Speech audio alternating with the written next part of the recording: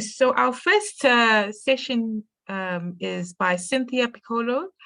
She's the director of the Laboratory of Public Policy and the Internet based in Brazil. So it'd be very interesting to hear her perspective and her experiences from that part of the world. So do we have Cynthia with us?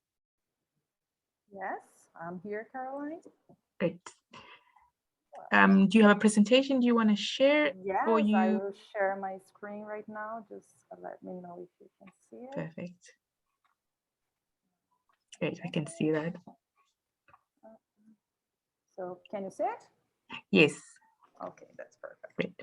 So thank you very much for the introduction, Caroline, and also thank you for having me today here. Good afternoon to everyone and good morning to those who are in Brazil.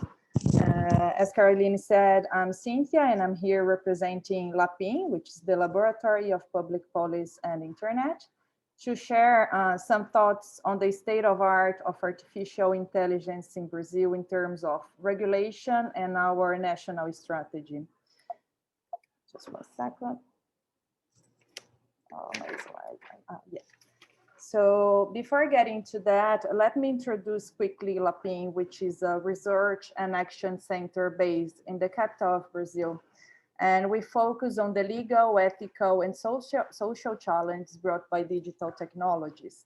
We do that by researching, raising awareness, and also articulating independent advocacy on four main topics, which are artificial intelligence, digital surveillance, disinformation, data governance, and digital economy. I hope you can see on my screen some of our latest works on AI-related topics. And of course, if you're interested in reading them, you can download them on our website. Well, now getting to the situation in Brazil, I would like to share with you these two important movements that are advancing in our country. The first one is our national AI strategy, which was launched last year by the Ministry of Science, Technology and Innovations. At the moment, there is an action plan being structured, which I will explain you in a few seconds. The other initiative comes from our legislative branch, which has been very active in proposing draft bills seeking to regulate AI in Brazil. This movement has started in 2019, and just last month, the Federal Senate created a commission of jurists to debate the topic and propose an alternative bill, which I'll also detail more, of course. So starting with our national strategy, this is how it is structured. So you can see that there are 9 topics that will be taken into consideration.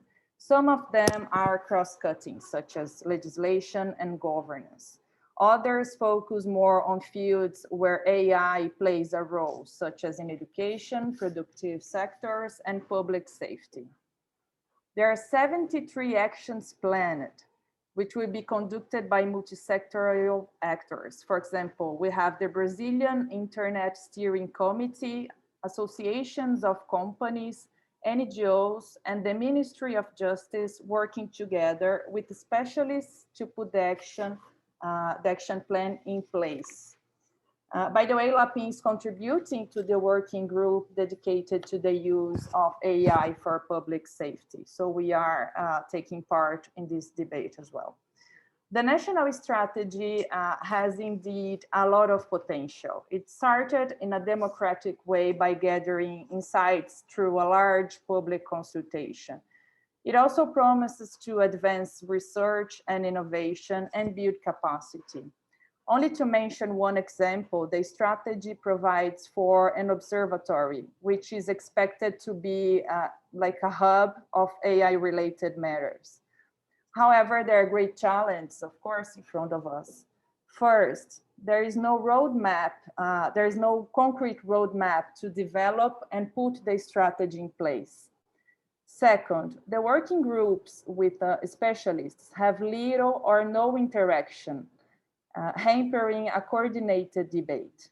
The lack of transparency is an issue as well. For example, it's not clear how the observatory will work, who will compose it, and the resources involved.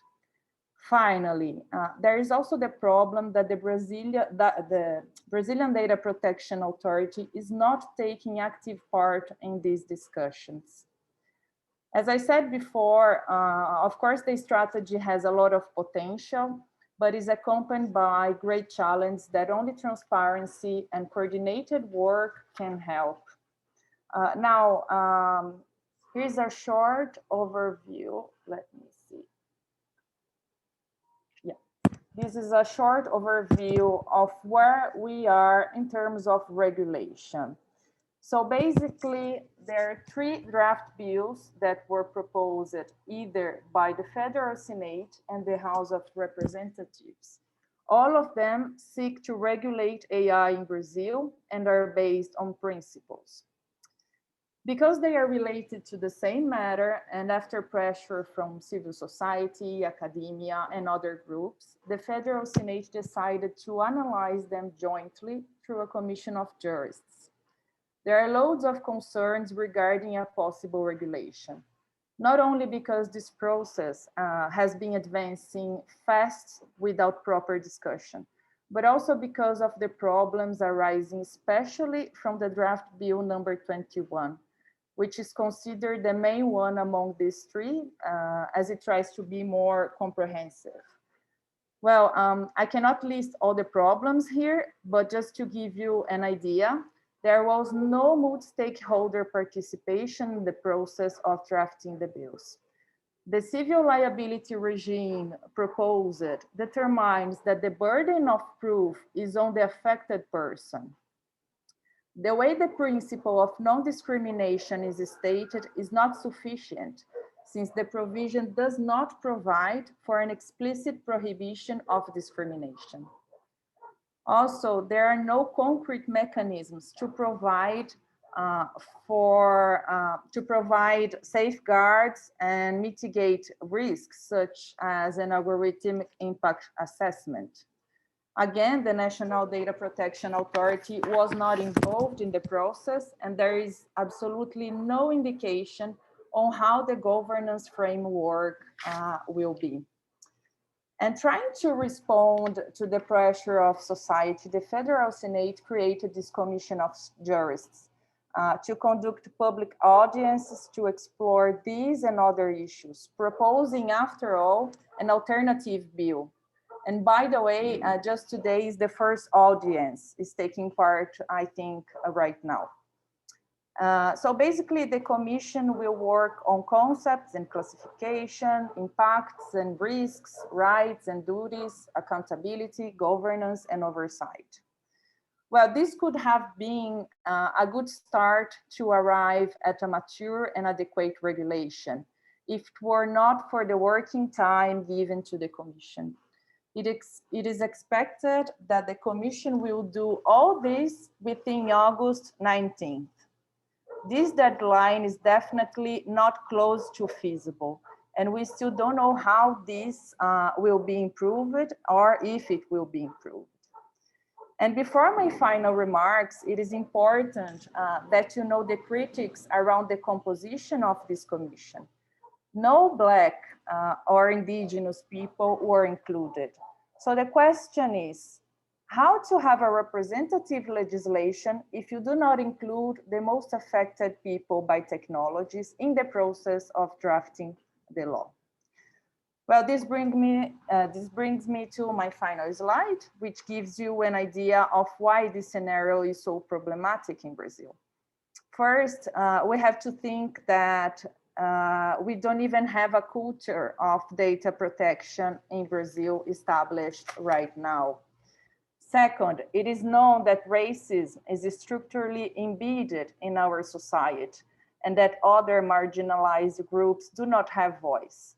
And linked to that, for example, we see a massive use of biased technologies based on AI, such as facial recognition, being used for public safety without safeguards to protect vulnerable groups.